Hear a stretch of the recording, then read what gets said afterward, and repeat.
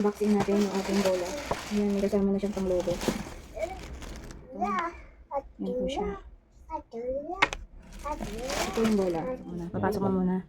Tapos ilalak. Ayan. Kasi hindi ko alam eh. Tulak mo pa yung pin. Ayan.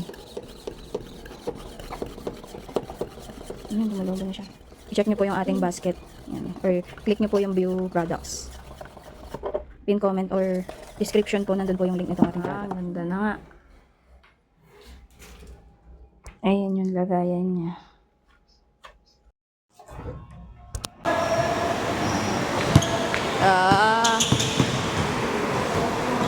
Yun.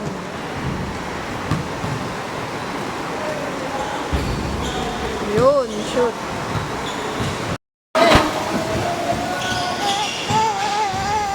Ayun na oh, shoot si daddy oh.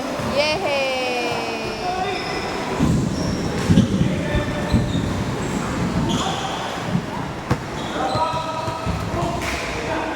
So na yun mag-basketball eh.